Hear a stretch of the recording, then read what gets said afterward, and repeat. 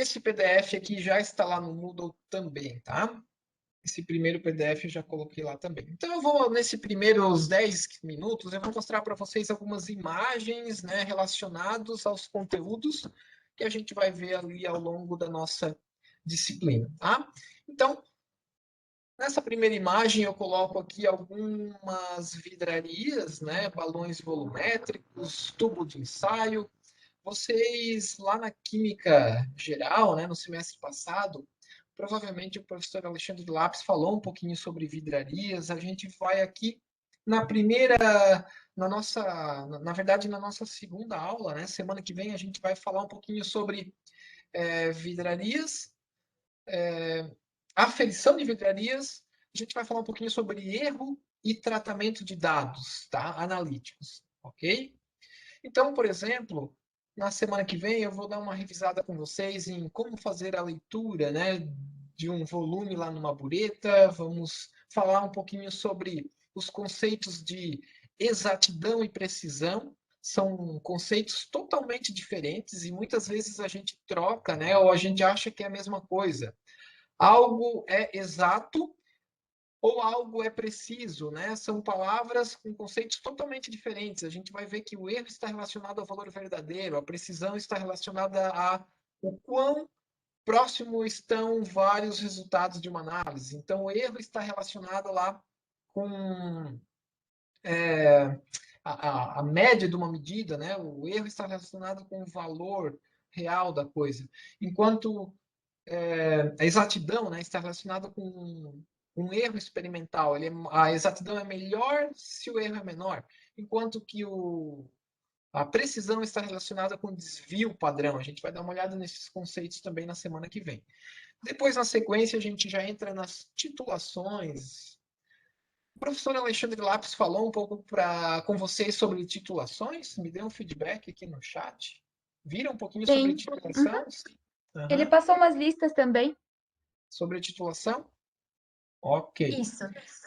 Perfeito. Então você já tem essa introdução. Eu acho até que essas listas foi eu que passei para ele uma vez.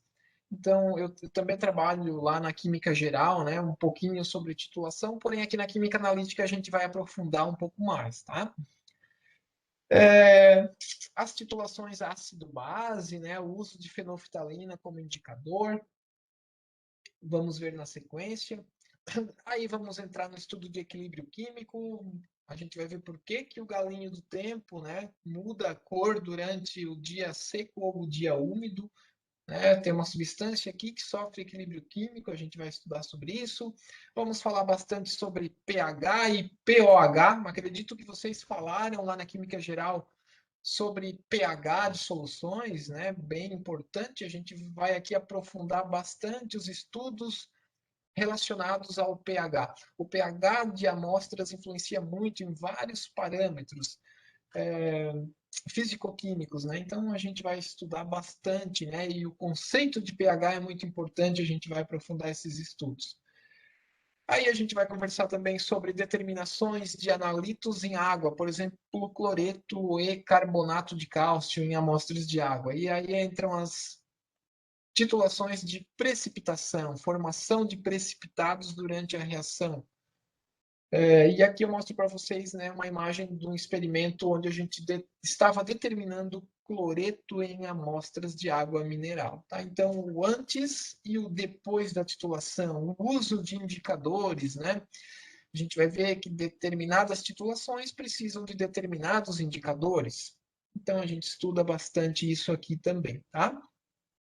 As precipitações são importantes porque a coagulação que acontece lá nas estações de tratamento de água, que a gente vai estudar lá em qualidade de água, né? O JAR teste, ou teste de jarros, é um teste onde você pega a água bruta que está chegando numa estação de tratamento de água e joga coagulante. E aí você testa várias concentrações de coagulante para ver qual concentração remove melhor a turbidez da água. Então, é um processo de precipitação química, né? Então por isso é bem importante, né, o estudo desse conteúdo para no futuro vocês lá em qualidade de água também terem ideia, né, das precipitações ali. Quando entrarmos em equilíbrio de complexação, a gente foca bastante em dureza de água, porque a dureza de água é algo bastante problemático, porque ela forma incrustações, né, principalmente em sistemas de águas quentes. Então, a dureza da água está relacionada com o carbonato, principalmente de cálcio, tá? Carbonatos de cálcio incrementam muito a dureza da água. Então, quando você aquece a água, bicarbonato se transforma em carbonato, ambos de cálcio, principalmente de cálcio, né? Bicarbonato, que é solúvel em água, se transforma em carbonato, que é pouco solúvel em água, e daí precipita. O que vocês estão vendo aqui, essas manchas brancas, é na ducha aqui de casa. Eu moro num prédio aqui no centro e a água aqui é um pouco dura. Vejam que ela é rica, né, em carbonato de cálcio, tá? Então, em sistemas de águas quentes, a gente verifica, né, essas incrustações. Como que a gente determina a dureza de uma água? Através de uma titulação de complexação que a gente vai aprender aqui na disciplina, tá? Olha lá nas caldeiras, por que que é importante, né, os engenheiros conhecerem dureza de água, principalmente o pessoal da engenharia mecânica, porque eles vão trabalhar com sistemas de caldeira e o tratamento de uma água de caldeira é muito importante, porque se você não trabalhar com uma água mole, se você jogar uma água dura lá dentro da tubulação, vai precipitar carbonato e com o tempo vai entupir. Vai entupir, você vai colocar água aqui dentro e você pode, né, estourar, né, essa tubulação. Tá?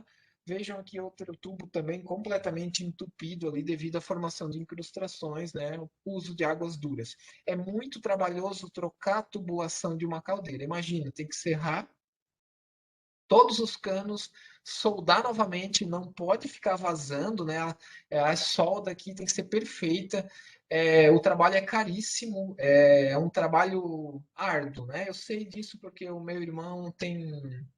Meu pai e hoje o meu irmão, né, tem fecularia, trabalha com polvilho e fécula de mandioca, e daí tem caldeira, né?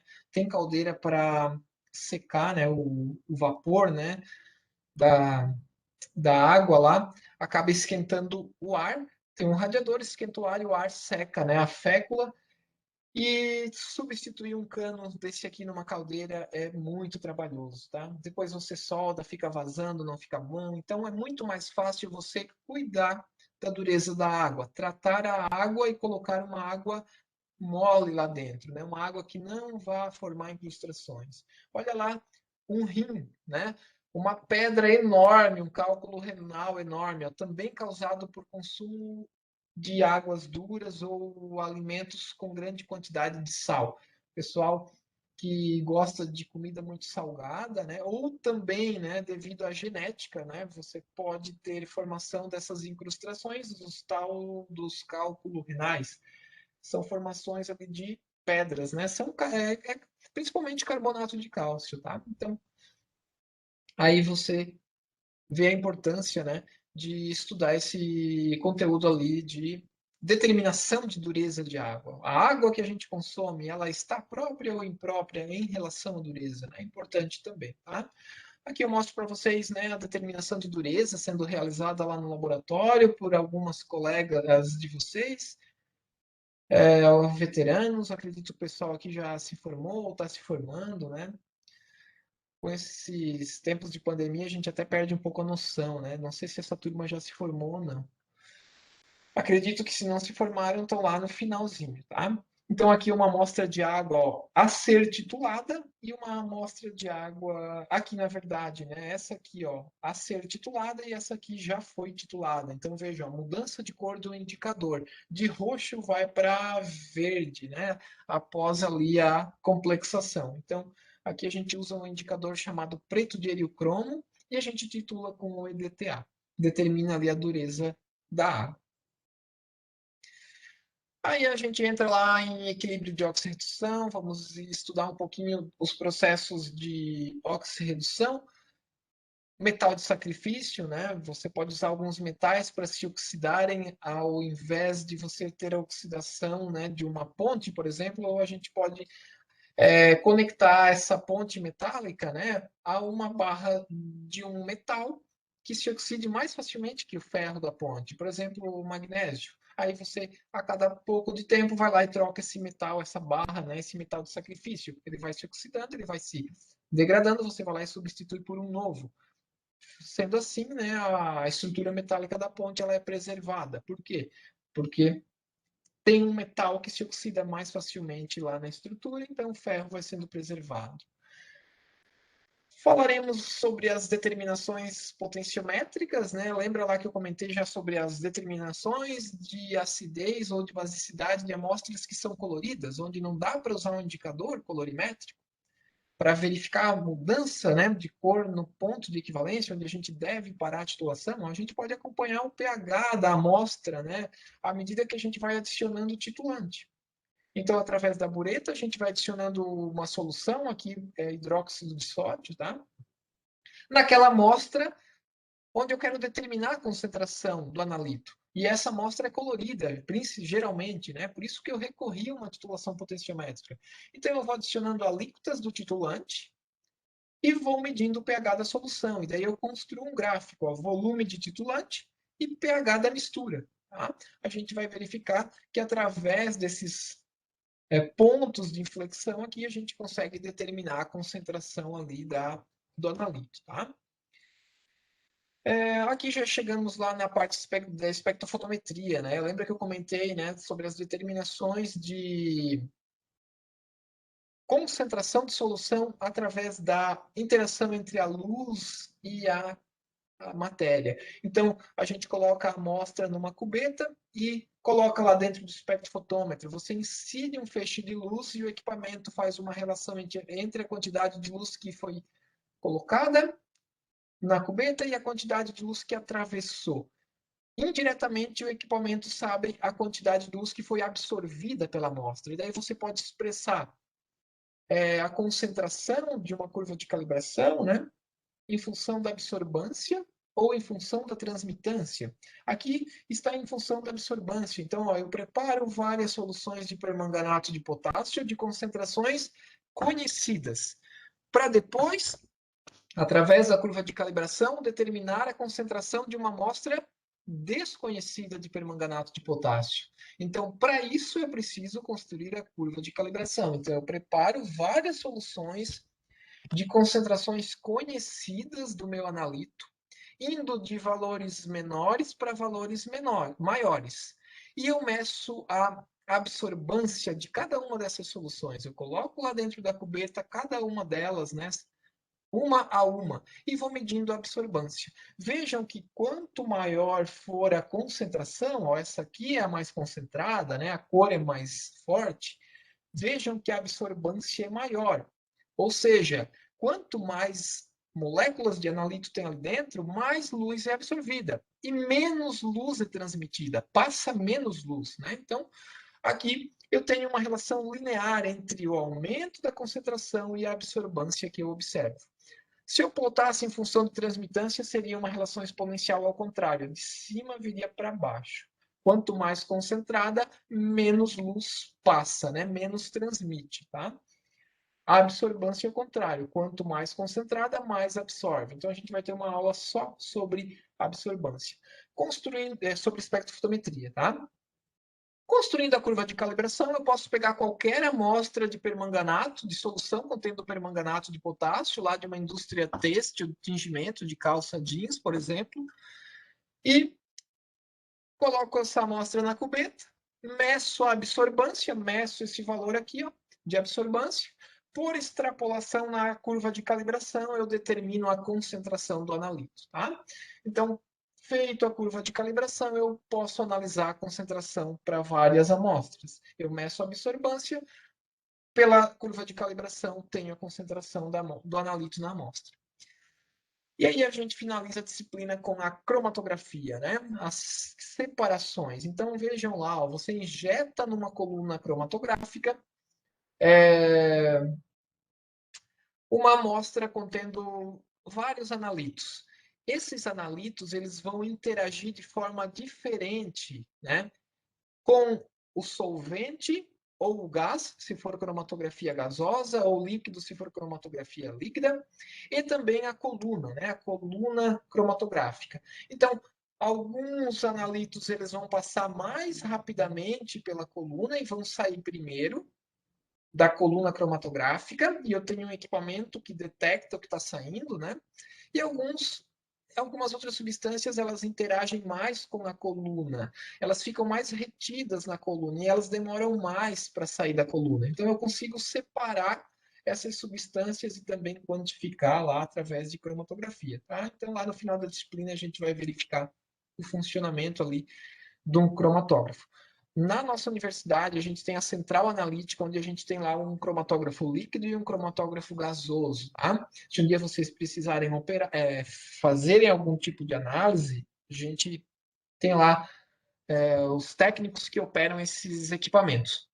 Não são equipamentos tão simples de operar, né? Preciso de um treinamento, é um equipamento bastante caro, tem vários parâmetros que a gente tem que cuidar, como pressão, né, na coluna, para não estragar o equipamento e tal. Então, sempre, né, o técnico do equipamento ele vai estar lá junto, né, durante as análises, né? Tanto se um dia você for fazer uma iniciação científica, um TCC e precisar trabalhar com cromatografia, vocês terão acompanhamento de um técnico lá que entende, né, que está acostumado a trabalhar com esse equipamento, tá? Então, é uma área bem interessante, tá?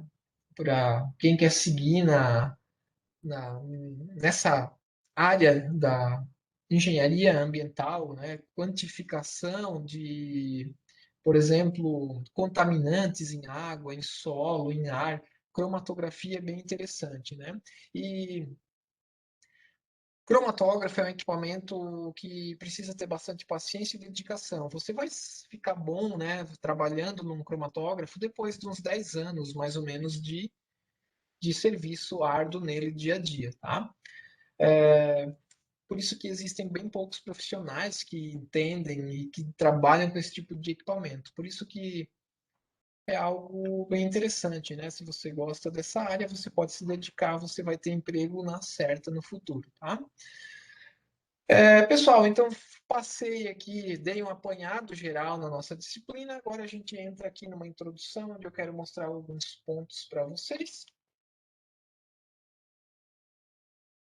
Semanalmente, né? Eu vou tentar fazer aula de no máximo 2 horas, tá? Se precisar passar um pouquinho, eu vou passar, mas eu vou tentar no máximo ficar com vocês 2 horas para não ficar muito cansativo, tá? Então, se a gente vai começar 3h30, né? A gente tenta ir até umas 5h30. Se precisar, eu vou um pouquinho mais, mas eu tentarei ficar no máximo 2 horas com vocês para não ficar muito cansativo, tá?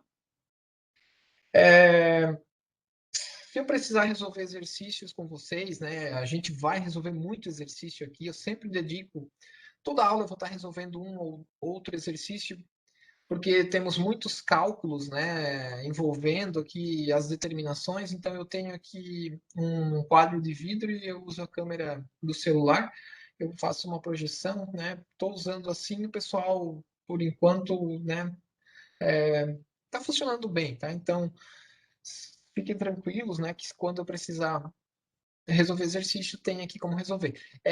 O único problema é que o meu espaço aqui ele acaba sendo meio pequeno, né? Mas aí eu vou apagando, vocês podem fazer print da tela, né? Tento me organizar, né, para pelo menos caber um exercício inteiro no meu canto aqui. Às vezes não cabe, daí eu tenho que apagar, mas eu dou um aviso e vocês podem fazer print da tela. Bom, pessoal, então, para a gente finalizar a aula de hoje, a gente vai então agora, nessa última hora aqui da nossa disciplina, hoje, falar sobre análise, introdução, né, à química analítica. Então, o objetivo da disciplina, no decorrer das aulas, vocês vão ver sempre que é determinar a quantidade de analito na amostra. É sempre determinar a quantidade de analito na amostra. E aí, a cada semana, a gente vai estar olhando para uma forma de determinar certo analito.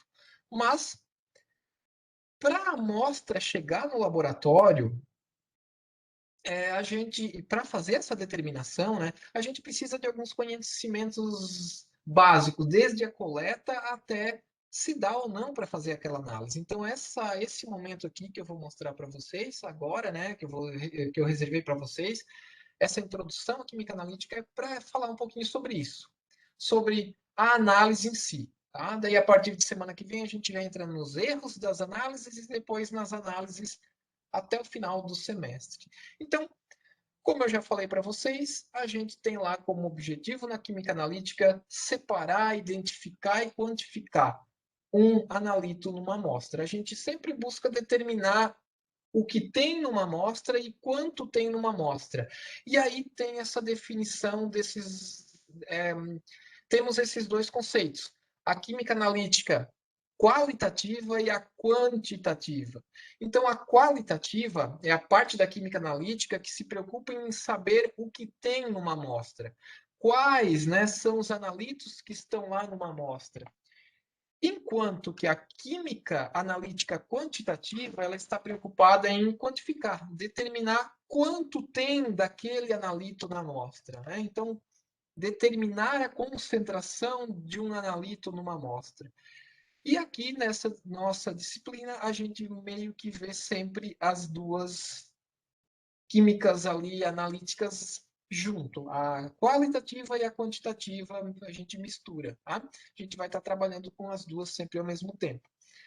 Quantificando e qualificando as amostras, tá? Pessoal, alguns termos que eu vou usar semanalmente e que precisam ficar bem claros. Principalmente esses dois primeiros termos aqui, ó. Amostra e analito. Qual é a diferença entre amostra e analito? A amostra, pessoal, é a parte representativa do material a ser analisado. Então, é o que eu coleto para levar para o laboratório para analisar. Já o analito, pessoal, é o que eu quero determinar, é a substância que eu quero determinar. Então, o analito, ele está dentro da amostra, tá ok? O analito é uma substância que está lá dentro da amostra. Então, por exemplo, um efluente industrial de uma indústria que trabalha com bateria automotiva. Você quer analisar ácido sulfúrico nesse efluente. Então, você vai coletar uma amostra, a amostra é de efluente, né? E dentro desta amostra estará o analito que você quer determinar, que é o ácido sulfúrico. Pessoal, e o que é a matriz de uma amostra? A matriz, pessoal, é todo o resto da amostra quando eu tiro o analito. Tá? As impurezas, o solvente, né? A água, por exemplo, se for uma amostra aquosa. Então, a matriz é toda a amostra quando eu tiro o analito. Então, esses dois conceitos é bem importante, tá? Porque geralmente a gente vai expressar o resultado de uma análise em quantidade de analito que eu tinha em uma quantidade de amostra. Então, por exemplo, a amostra de solo, determinação de ferro. Quanto que eu tenho de ferro no solo? Então, por exemplo, miligramas de ferro por quilo de solo, né? Então, ó, vejam, miligramas do analito em quilos da amostra, né? Então, temos que ter esses dois conceitos bem claros.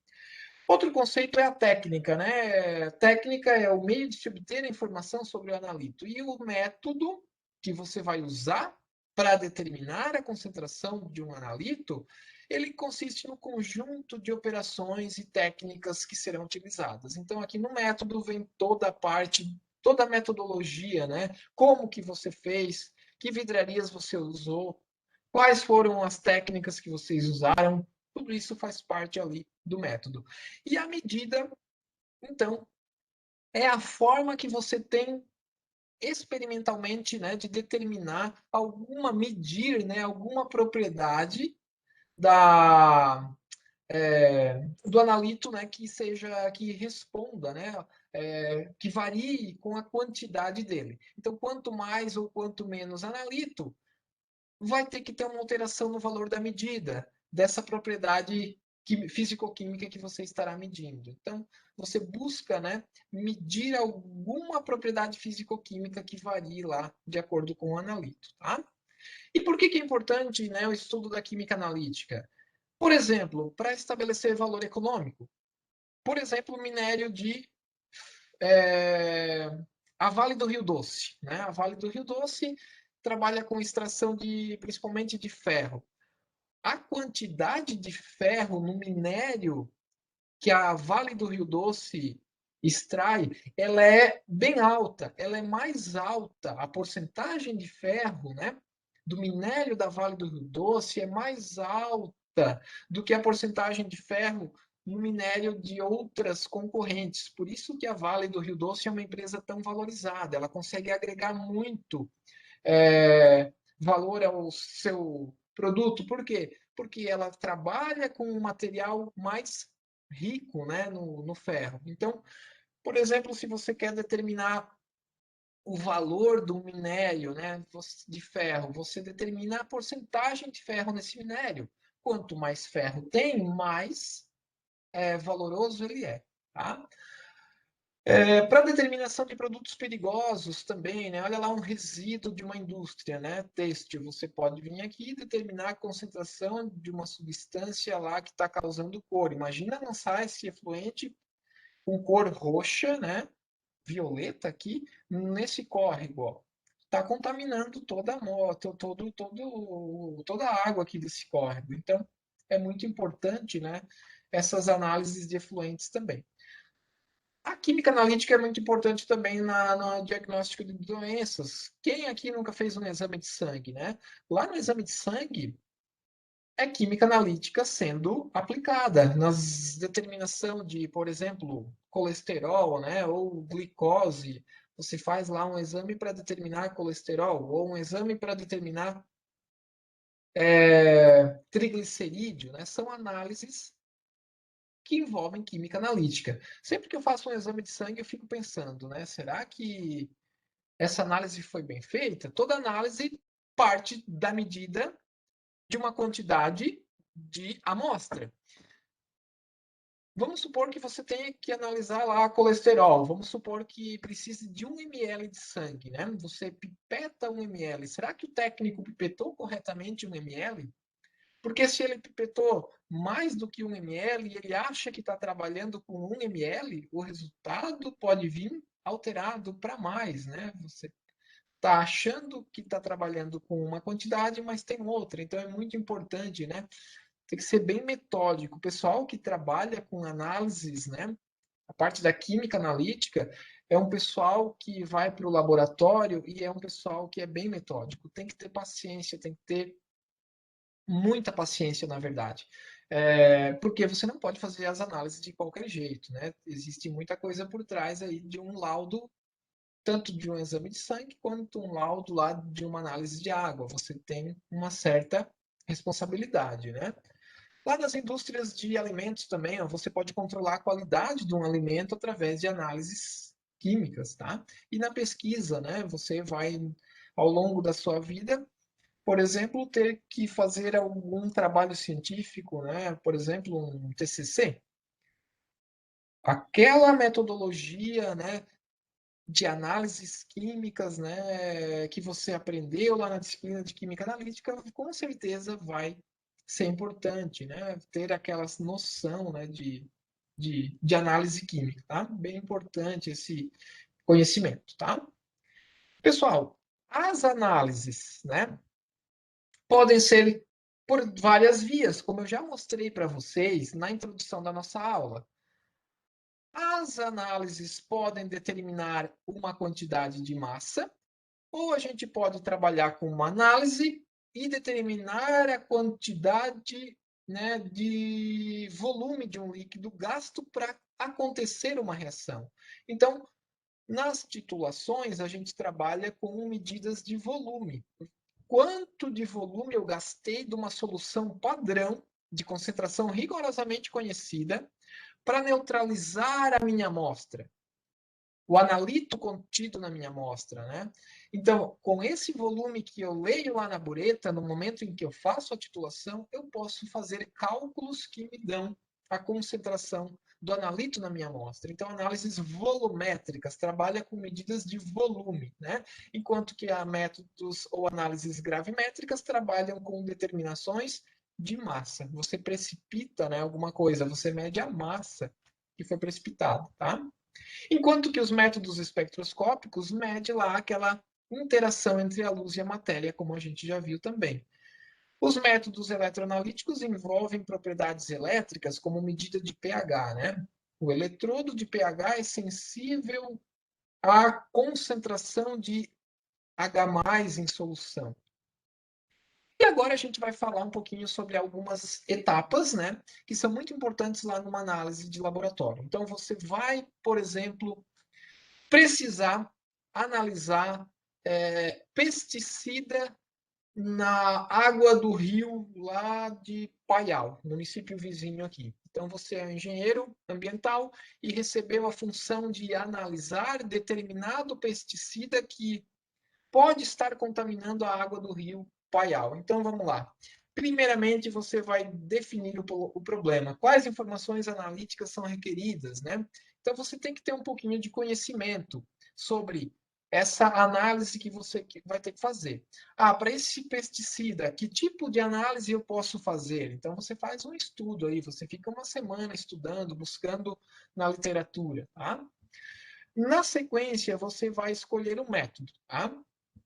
Aí, na escolha do método, você vai ter que levar em consideração algumas coisas. Por exemplo, quantidade de amostra disponível. Você tem bastante amostra de água do rio para analisar? Ou você tem muito pouca amostra? Por quê? Porque dependendo de uma análise ou de outra, por um caminho, se você for por um caminho A ou por um caminho B, elas podem consumir volumes maiores ou menores de amostra. Se você tem pouca amostra, é melhor você tentar uma metodologia que gaste menos amostra. Tá? Água de rio não é problema, né? A quantidade de amostra você vai lá e traz bastante, tá? Mas é algo a ser pensado. E olha lá o que diz o item B, que também é importante na escolha do método. A quantidade relativa de analito na amostra. Se a concentração do analito for muito baixa, você pode ter bastante amostra, mas se a concentração de analito for muito baixa, não é qualquer método que vai ser sensível. Não vai ser qualquer técnica, né, que você vai lá e vai conseguir medir a quantidade de analito. Então, a escolha do método vai também ser influenciada pela quantidade de analito na amostra. Claro que às vezes você parte de algo totalmente no escuro, você não tem noção nenhuma da quantidade de pesticida lá na água do rio, né? Aí você não tem muito o que fazer, você tem que experimentar. Começa fazendo alguns experimentos por uma metodologia, por outra, e vai, né, adequando ali a metodologia. Nem sempre a gente tem noção de quanto tem de analito na amostra. Mas já adianto para vocês, se tem muito pouco analito na amostra, você vai ter que. As análises provavelmente serão mais caras. As técnicas envolvidas terão que ser técnicas mais modernas, equipamentos mais modernos, análises mais caras. Se as concentrações de analitos forem grandes na amostra, é mais fácil, né? Através de um método clássico, mais uma análise mais barata, você às vezes consegue determinar, tá? Outro ponto, a exatidão requerida na análise. Você quer saber exatamente a concentração do analito na amostra ou mais ou menos? Porque se for mais ou menos, você pode usar um método clássico que é mais barato. Ah, você quer determinar exatamente quanto tem de analito na amostra, então você vai ter que gastar talvez um pouco mais e ir para uma técnica um pouco mais moderna, um método instrumental, tá? Então são pontos ali que são bem importantes, né, de serem vistos, tá? Um outro ponto, né, é a composição química da amostra. Dependendo da amostra, você vai escolher a análise. Nem cada analito, né, a gente consegue detectar ele através da medida de uma propriedade física ou química, que tem que responder, né, à concentração dele. Então, a gente tem que escolher um método baseado nessa composição. Ah, então esse herbicida lá da água do rio de Paial, né? Ele é um composto orgânico. Então, aí eu vou buscar uma técnica que consiga medir uma propriedade que sofra interferência quando eu mudo a concentração, né, desse composto orgânico. Tá? Outro ponto, número de amostras a serem analisadas. É uma análise só ou são várias? Porque você tem um certo recurso disponível, né? Os recursos não são infinitos. Você tem R$ 10 para fazer análise, não vai dar para fazer 100 análises que custam R$ 1, né? Vai dar para fazer só 10. Então tem que fazer todo esse pensamento. Qual é o recurso que você tem para fazer a análise? Às vezes você tem pouco recurso e não dá para fazer uma análise usando uma metodologia que tenha lá uma técnica que envolva um equipamento mais moderno, uma análise mais cara, né? Então tem que fazer todo esse estudo. Pessoal, aí a gente escolheu o método, a gente viu vários pontos para escolher o método, a gente escolheu o método para determinar a quantidade lá de pesticida na água do rio de Paial. Então agora a gente vai lá e vai coletar a amostra de água. Então a amostragem é o processo na qual você vai lá no ponto e coleta a amostra. O que é importante? Né? A amostragem você tem que se associar com a palavra representativa. A amostra tem que representar o todo. Você tem que levar para o laboratório algo que represente realmente a água daquele rio. Tá? Então, a amostra tem que ser representativa. Às vezes é legal pegar em vários pontos, né, e fazer uma mistura para ter algo mais representativo. Aí você trouxe a amostra para o laboratório e você vai preparar a amostra para análise. Muitas vezes as amostras são sólidas, né? E aí você pode talvez ter que moer essa amostra para obter grãos mais finos, para talvez solubilizar melhor com solvente, né? Então, o preparo da amostra é bem importante também.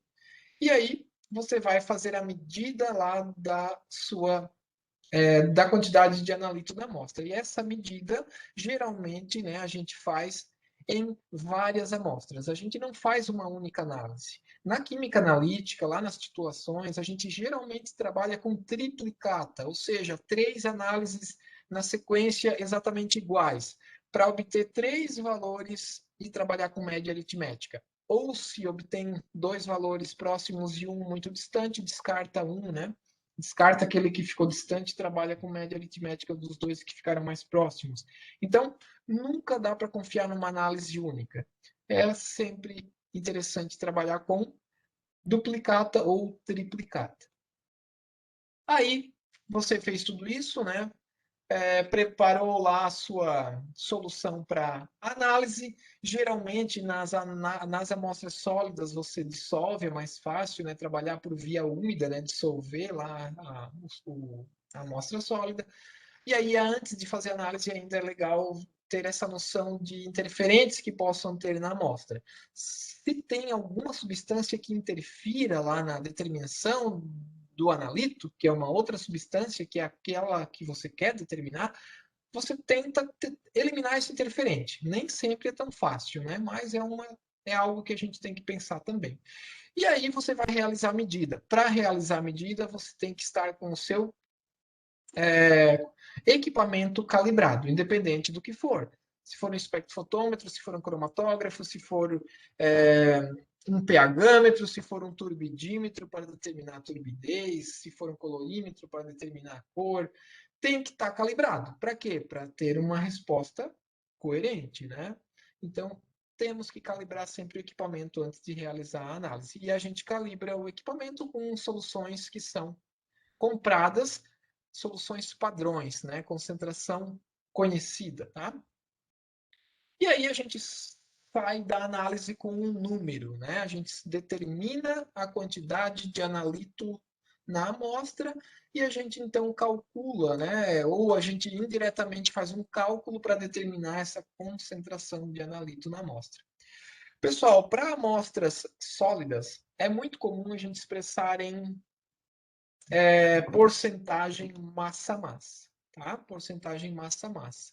Então, por exemplo, gramas de analito em gramas de amostra, ou gramas de analito em quilos de amostra, ou miligramas por grama, ou miligramas por quilo, tá? Depende ali do número, né, da grandeza, a gente trabalha com porcentagem massa-massa para amostras sólidas. Já se a amostra for líquida, a gente vai trabalhar com porcentagem massa-volume. Então, massa de analito em volume de amostra analisada. Tá? Então, é muito comum grama por ml, grama por litro. Miligramas por litro também é bem comum. Tá?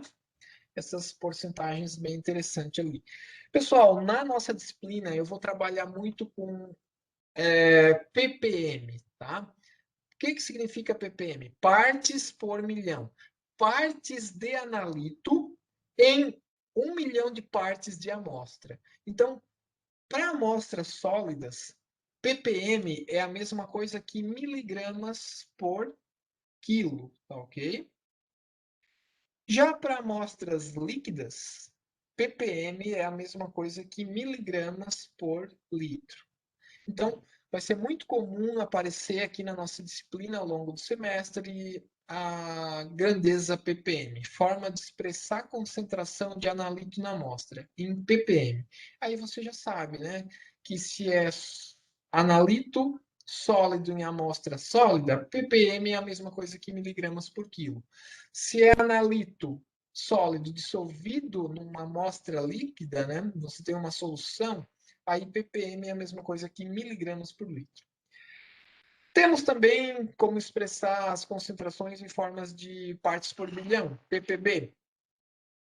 Não é tão comum aqui na nossa disciplina, mas lá, por exemplo, em poluição atmosférica, as concentrações, às vezes, né, do analito é tão baixa que é comum expressar em partes por bilhão. E aí, o que é um ppb? Um ppb é a mesma coisa que 1 micrograma por quilo se a amostra for sólida ou 1 micrograma por líquido se a amostra for líquida. Tá?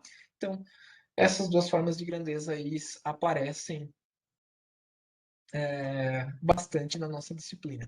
Por isso que na lista de exercícios de revisão, pessoal, eu coloco lá vários exercícios para vocês revisarem essa parte do conteúdo lá da Química Geral. Soluções, tá? É muito importante a gente saber trabalhar com o conteúdo soluções. Concentração comum ou concentração simples, né? Grama por litro, miligrama por litro, tá? Concentração molar, mol por litro, né? Mol dissoluto por litros de solução.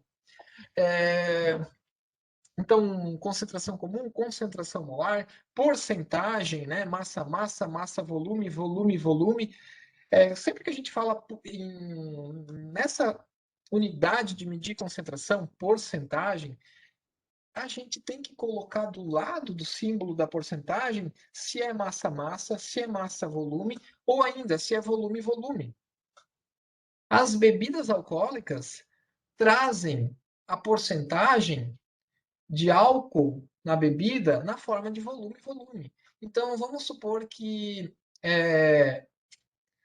um vinho, né, que você vai beber hoje à noite lá com uma macarronada, tenha 12% de álcool. Como que está escrito lá no rótulo? Está escrito assim, ó, 12% em volume. Significa que tem 12 ml de álcool em 100 ml de vinho, né?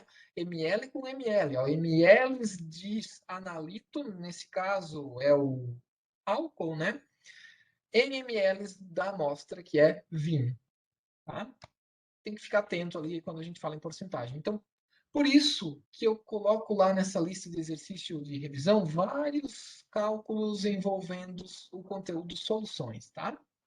Para vocês relembrarem um pouquinho essas, essas continhas aí que a gente vai fazer bastante ao longo do semestre. Eu vou fazer várias aqui, tá? Então, por isso que é importante, né? Vocês já darem uma olhadinha lá para quando eu começar a mexer aqui com esses cálculos, vocês já estarem um pouco familiarizados, tá? Pessoal, as análises em química analítica podem ser também por via seca. E uma das análises que é bem interessante é o teste de chama.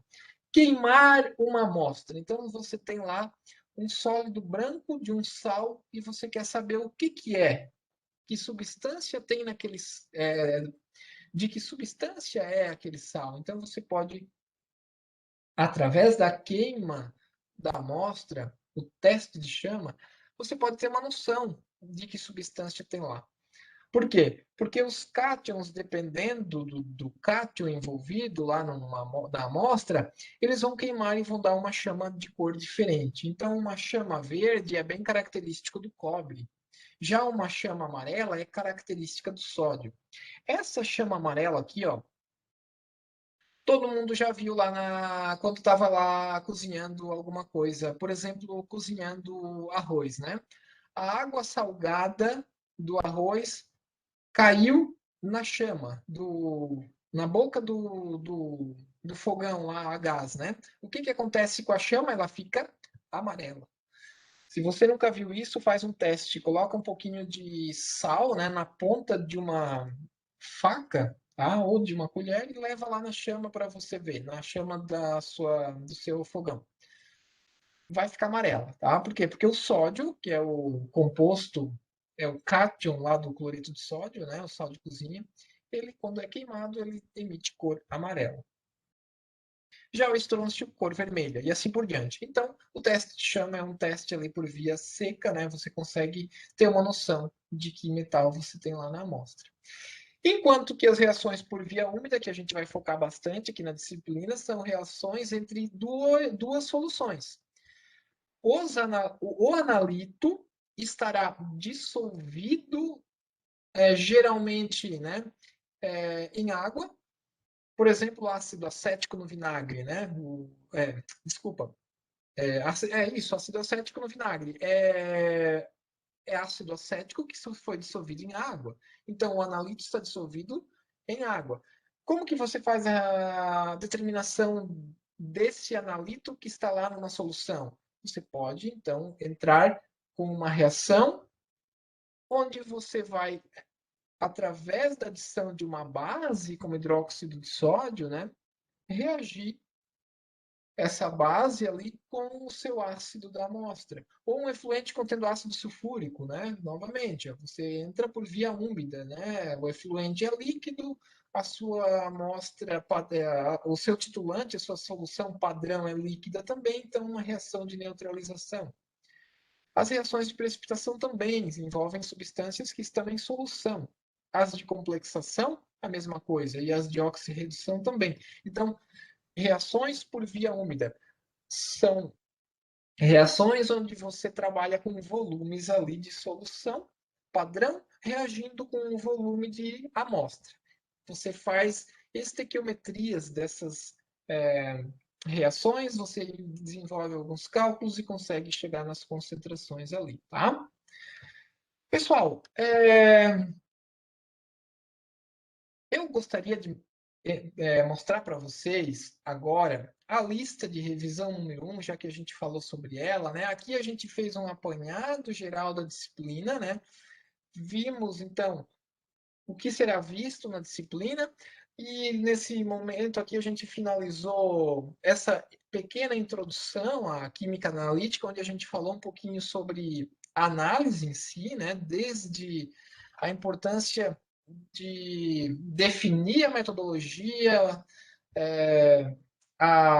o momento da coleta, né, a amostra representativa, o preparo da solução para análise, a calibração do equipamento, finalizando com a análise e a forma de expressar a concentração do analito na amostra, né? Então, a gente trabalhou um pouquinho sobre isso, tá?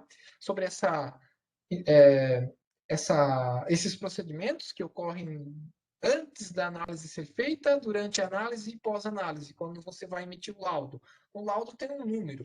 Esse número teve que sair lá através da medida de alguma propriedade físico-química, né? Então, esse apanhado geral serve para qualquer análise. Qualquer análise que você vai fazer, isso que a gente viu é meio que padrão, né? Essas etapas aí para as análises. A gente começa agora, né? A partir da semana que vem, olhar para as análises em si. A gente vai fazer uma aula sobre como tratar dados de uma análise, tá? E daí depois, nas outras semanas, a gente entra nas análises especificamente. Já tendo essa noção de como uma análise deve ser feita, como que devem ser tratados os dados. Então, semana que vem a gente já fala sobre isso. Vou falar um pouquinho sobre arredondamento, exatidão, precisão, Não sei se vocês já viram isso em física, ou se vocês vão ver agora. Professor de física já trabalhou com vocês? Algarismos significativos, arredondamentos, exatidão, precisão. Já viram isso? Já um pouquinho? Ok. Vai começar? Beleza. Então, aqui na química analítica, eu também mostro um pouquinho sobre isso, focando mais na análise química, tá? Semana que vem a gente faz isso. Em física experimental, é exatamente isso, tá? Perfeito, tá? Pessoal, para finalizar a aula de hoje, eu vou mostrar para vocês a lista de exercícios de revisão e vou fazer um exercício com vocês, tá? Deixa eu pegar aqui a lista de exercícios. Tá aqui, ó. Ela já está lá no Moodle, tá? Não se preocupa com o tamanho. Você vai fazer o que você conseguir, né? Pode selecionar alguns para fazer, tá? E olha lá. Eu começo na parte A com alguns conceitos bem básicos. Então, os conceitos de o que é um cátion e o que é um ânion, nomenclatura, né? Eu vou falar muito aqui, por exemplo, em determinação de cloreto. Quem é o cloreto ali, ó? Ah, é Cl-, né? É o ânion do cloro. Ah, eu vou falar com vocês sobre carbonato ou com relação a bicarbonato, né? Quem são eles, tá? Então faz uma revisão ali de cátions e ânions, uma revisão de nomenclatura de ácidos. Quem é o ácido clorídrico? Ah, é HCl, né? Enquanto que ácido fosfórico é H3PO4. Uma revisão sobre nomenclatura de bases, a mesma coisa para sais e para óxidos, tá? Uma revisão sobre a nomenclatura ali desses compostos. E na parte B, então, eu trago para vocês ali uma revisão sobre o conteúdo de soluções. Aquela parte lá da química geral que trata de cálculos envolvendo analito em amostra, tá? Aquela parte envolvendo mols, moléculas, um mol, né? O que tem em um mol? 6,02 vezes 10 na 23 moléculas. O que é um mol de carbono, né? Quantos gramas tem um mol de carbono? Ah, a massa molar da tabela periódica do carbono é 12. É 12 gramas por mol, né? Não é um átomo de carbono que pesa 12 gramas. É um mol de átomos de carbono que pesam lá 12 gramas. Então, são 6,02 vezes 10 na 23 átomos de carbono que vão pesar 12 gramas. Enquanto que a mesma quantidade para hidrogênio é 1 grama, né? A massa molar de hidrogênio é 1 grama por mol, tá? Então, aqui tem alguns cálculos envolvendo, né, esses conceitos. E, na sequência, aqui, alguns cálculos envolvendo solução, tá? O conteúdo de solução. Eu coloco aqui no final dessa lista algumas fórmulas, tá? Olha lá, ó. Aqui algumas transformações que são bem corriqueiras, né? A gente usa muito mili e micro, né? 10 a menos 3 e 10 a menos 6 ali, né? E aqui algumas fórmulas, ó. Concentração comum, massa de soluto por volume de solução. O C minúsculo é concentração molar, número de mols de soluto por volume de solução. E o que é número de mols, né, para uma quantidade de matéria que eu tenho? Ó, é a massa que eu peso na balança dividido pela massa molar do composto. Eu posso juntar essa equação aqui, ó, com essa aqui. Substituo esse número de mols aqui, ó. E aí eu vou ter essa outra, ó, que diz que a concentração molar é a massa dividido pela massa molar vezes o volume. É muito utilizada, né, a junção dessas duas equações para cálculo direto ali. A densidade, ó, densidade é massa sobre volume. Qual é a diferença entre densidade e concentração comum? Ó? Na densidade é massa de solução dividido por volume de solução. Já na concentração comum é massa de soluto e não de solução, né? Massa de soluto, tá? Aqui tem uma fórmula pronta, né? para calcular a concentração comum, quando você tem a densidade e tem o título, ou seja, a porcentagem, só que aqui tem que usar em decimal. Por exemplo, um ácido sulfúrico ele é 38% em massa. Você tem que colocar aqui 0,38, né, para achar a concentração comum ali. A densidade você busca no rótulo, tem um μ ali que é fator de correção. E você pode transformar a concentração molar em concentração comum uma na outra, né, através da relação ali que diz que a concentração molar é a concentração comum dividido pela massa molar. Diluição de solução também é bastante importante, né? Lembra lá, a concentração inicial vezes volume inicial é igual a concentração final vezes volume final. Se você aumenta o volume, a concentração tem que diminuir. Para quê? Para essa multiplicação continuar sendo igual a essa aqui, né? Quando você mistura soluções do mesmo soluto, né? Soluções com concentrações diferentes do mesmo soluto, ó. Soma de soluções, né? Você tem lá também fórmulas para resolver, para determinar a concentração final. Determinar a fração molar de um soluto numa amostra. Aqui na química analítica a gente não vai trabalhar muito com fração molar. Trabalha mais com porcentagem em massa, tá? O que é a porcentagem em massa? É a massa do analito em massa da amostra, tá? O conceito de molaridade também não é muito usado. E aqui, pessoal, na sequência temos o gabarito para tudo, tá? Temos o gabarito para tudo. Cada exercício tem aqui o seu gabarito. Para quê? Para você ter ali uma noção, né, se você acertou o exercício ou não no final ali da resolução. A disciplina é bastante dinâmica, é bastante conteúdo, né? Não tem como em cada exercício eu ficar resolvendo aqui para vocês, né? Então, por isso que tem o gabarito. Para quê? Para você ter uma noção se você está acertando ou não, se você está no caminho certo ou não ali para resolver, né, os exercícios. E aí, caso você não consiga chegar na resposta, aí você procura ajuda, né? Fala comigo, fala com o colega, você procura ajuda. Então, por isso que o gabarito sempre é colocado, tá? Pessoal, para finalizar a nossa aula de hoje, eu vou fazer um exercício para vocês, que é o 46 dessa lista. Deixa eu pegar aqui. Tá aqui o 46, tá? Só que para isso, pessoal, eu vou pedir um minuto para vocês para mim instalar aqui a minha câmera, tá? Então, daqui um minuto a gente começa a resolver. Eu só vou configurar aqui.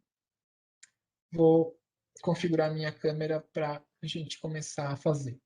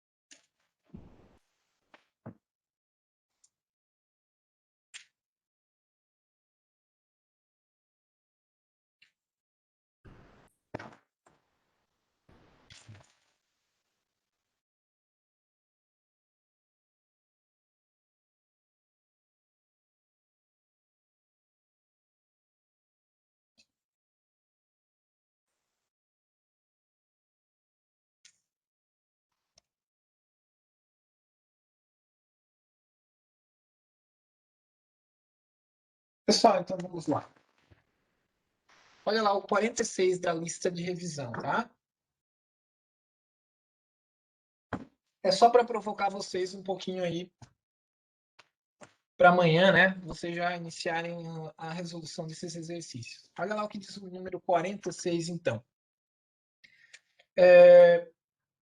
O Ministério da Saúde recomenda, para prevenir as cáries dentárias, 1,50 ppm como limite máximo de fluoreto em água potável.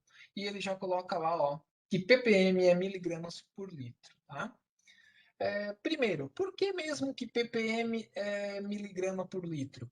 Se você fizer uma relação, né? Olha só, vamos só tirar essa dúvida. Por que que 1 ppm é igual a 1 miligrama por litro? Se você transformar isso tudo para grama, né? Você tem, vamos fazer o seguinte, ó, 1 miligrama por litro, né? Vamos transformar tudo para a mesma unidade. O que que é mili, né? É 10 na menos 3. Então, você tem 10 na menos 3 gramas, tá? E o que que é um litro? A densidade das soluções diluídas é praticamente a densidade da água.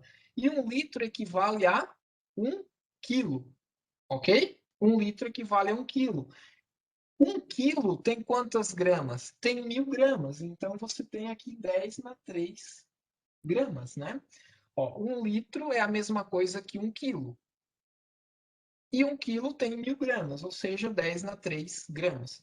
Você passando esse 10 na menos 3 para baixo, você tem 1 sobre 10 na 6. E as unidades ali se cancelam. Então, olha lá, 1 ppm é a mesma coisa que uma parte em 1 milhão de partes. Lembra que 10 na 6 é 1 milhão, né? A gente vai trabalhar bastante aqui com potência de 10, tá?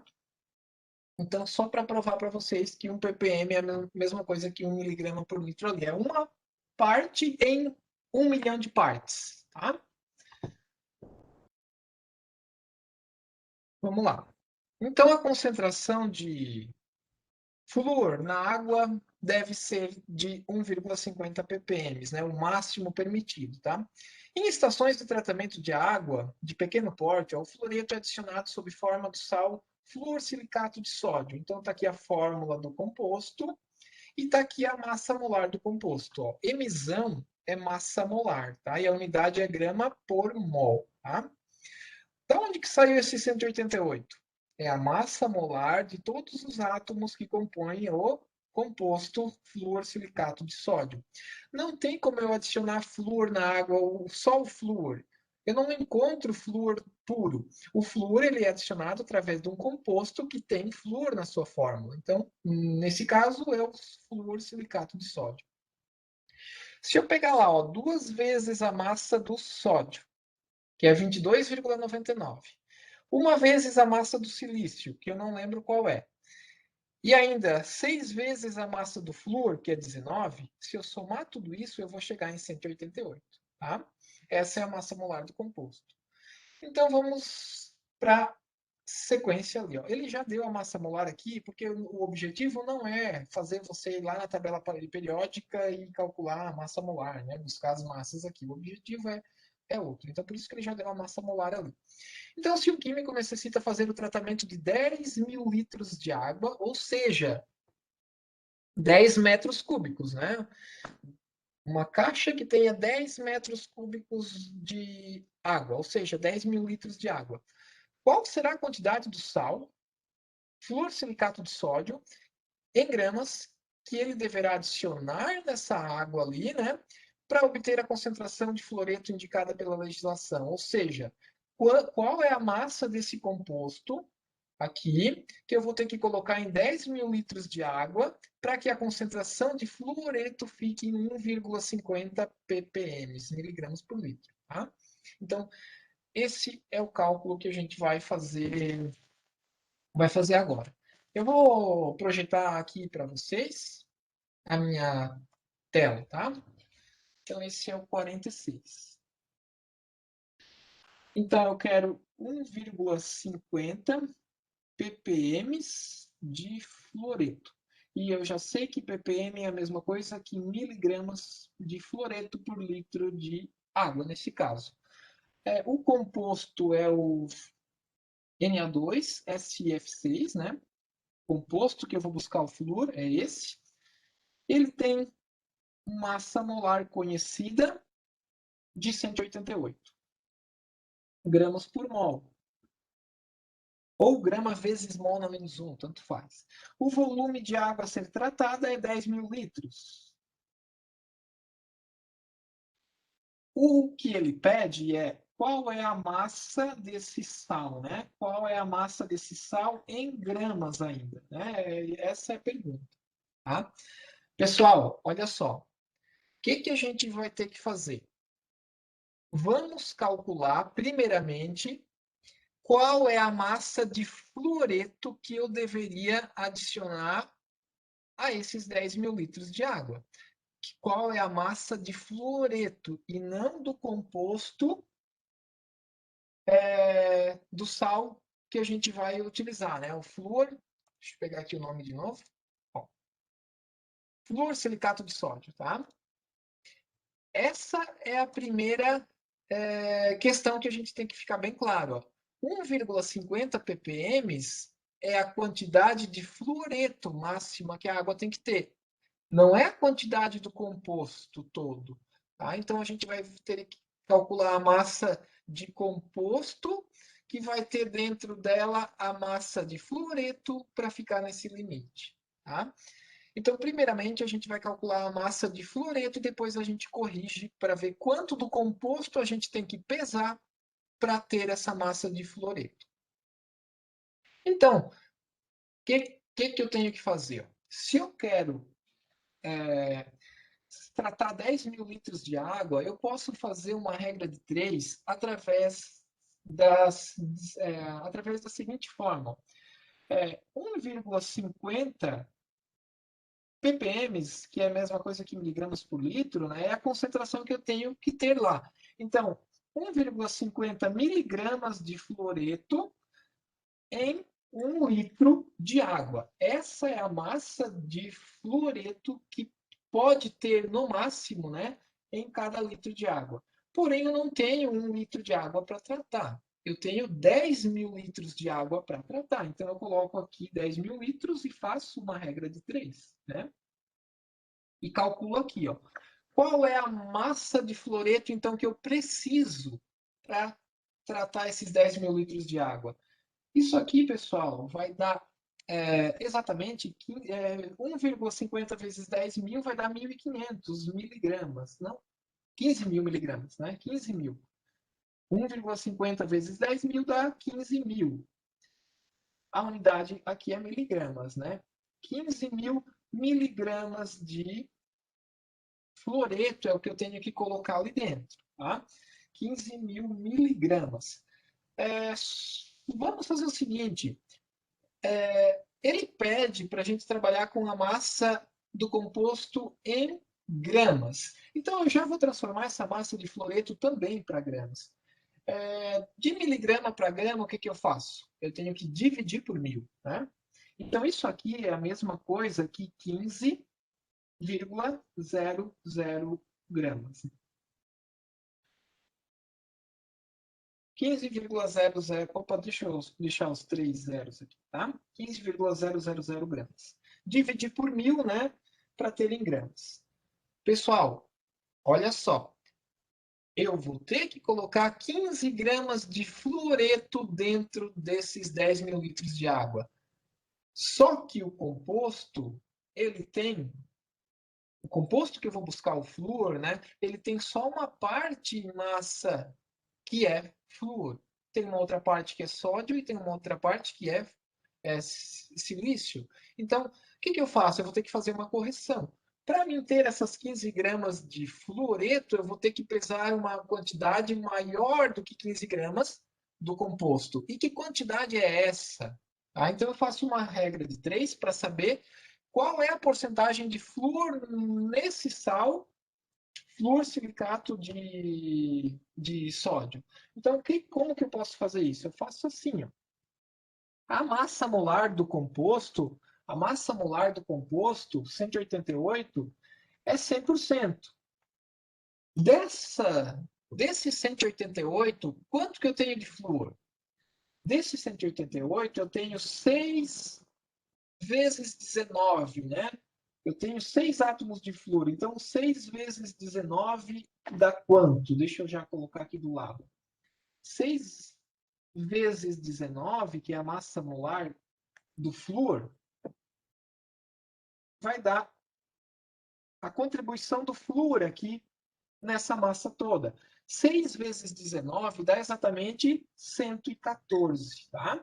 Então, dessas 188 gramas, 114 gramas é de flúor. Isso aqui coloca lá, então, para saber, né? Isso é flúor. Aí você determina a porcentagem de flúor no composto, que é exatamente 60,6%. 60,6% em massa, né? Porcentagem em massa ali, tá? 60,6% desse composto que você vai utilizar em massa é flúor. E agora sim você finaliza o cálculo fazendo uma correção para essa massa que você tem que colocar lá dentro desses 10 mil litros de água. Essa massa aqui, então, 15,000 gramas é os 60,6% ali de fluoreto, né? Só que você vai pesar o composto todo, você vai pesar 100% do composto. Que você vai pesar, então é o composto. Aí você corrige e você vai obter 24,7 gramas. De quem? Do Na2SiF6. Ok? Nessa massa aqui, olha lá, ó, nessas 24,7 gramas do composto que você vai utilizar, né? Estarão contidas as 15 gramas de flúor. Por quê? Porque o flúor ele representa 60,6% em massa desse composto. Tá? Você poderia fazer também uma regra de 3 dessa forma. Ó. 15 está para 114, assim como X está para 188. Também daria, tá? Fazer direto. 15 está para 114 gramas, assim como X está para 188. Daria os mesmos 24,7. Mas aqui eu quis trazer esse conceito, né? Porque é muito importante, né? E aparece em muitos exercícios e questões de concurso esse tipo de colocação. Você trabalhar com a porcentagem de um elemento que está dentro de um composto. Então, não tem como buscar o flúor isoladamente. Você vai ter que fluoretar uma água através do uso de um composto químico que tenha flúor em sua composição. Então, nesse caso, a opção utilizada aqui foi o flúor silicato de sódio. E a gente viu que a massa molar dele é 188 gramas por mol. E aí, quantos por cento desses 188 é flúor? Então, por isso que eu faço essa relação, né? Eu vejo lá, eu tenho 6 átomos de flúor contribuindo para a massa molar, então eu multiplico 6 vezes a massa molar do flúor, aí eu obtenho a quantidade de flúor que está contribuindo nesses 188. Então, essa quantidade em massa de flúor é quantos por cento do sal? É 60,6%. Então, para qualquer massa que eu pesar desse sal aqui, ó, para qualquer massa que eu pesar dele, apenas 60,6% é realmente de flúor. Então, para mim ter essa quantidade aqui de 15 gramas de flúor, eu tenho que pesar uma massa maior do que 15 gramas desse composto. E que quantidade é essa? Eu calculei aqui que é 24,7. Como que eu faço isso? Eu relaciono o 15 que eu preciso ter com a porcentagem que ele representa lá no composto. Só que eu não vou pesar só o flúor, eu vou pesar o todo, eu vou pesar o composto todo. Então, 100% representa ali 24,7 gramas. Nessa massa de 24,7 gramas que eu vou pesar e vou jogar lá dentro desses 10 mil litros de água, eu terei as 15 gramas de flúor, ok? E a concentração de flúor acaba, então, ficando em 1,5 ppm, tá? 1,5 miligramas por litro. Tudo bem? Pessoal, ficou claro o que eu fiz aqui? Conseguiram entender? Então, foi só uma amostra, pessoal, do que trago nessa lista de revisão número 1, tá? Talvez seja um dos mais difíceis ali, porque tem esse ponto extra, né? de porcentagem do elemento ali num composto, tá? Mas já mostrei aqui para vocês, né, que esse conteúdo de soluções a gente pode resolver, né, ele através de regras de três, tá? Às vezes você vai desenvolvendo regras de três e você nem precisa se preocupar com fórmulas prontas. É interessante você ter, né, essa linha de raciocínio, não misturar unidades, é, né, muito importante, né? Vejam aqui, né? Quando eu fiz essa primeira regra de três, eu parti do conceito básico, né? A concentração de flúor tem que ser 1,50 miligramas em cada litro, né? A massa em cada litro é miligramas em cada litro. Aqui eu tenho que trabalhar com a mesma unidade. Se o exercício não tivesse dado volume em litros, né? O exercício poderia ter colocado aqui, ó, 10 metros cúbicos. Então você já vem para cá e transforma para litro para deixar igual, né? Para você poder fazer a regra de 3. Já transforma lá os 10 metros cúbicos para 10 mil litros. Aí você obtém essa massa. Ah, essa massa tem que unidade? Ó, a mesma unidade que eu tenho aqui em cima. Eu não posso sair daqui com gramas, é miligramas, né? E daí sim eu posso transformar para gramas. Ah, não lembra dessa transformação direta? Faz lá separadamente, né? 1 grama tem 1000 miligramas. Faz separadamente. Ah, essa quantidade de miligramas serão quantas gramas? Faz as regras de 3 ali tranquilamente, tá? Pessoal, tudo bem então? Perfeito?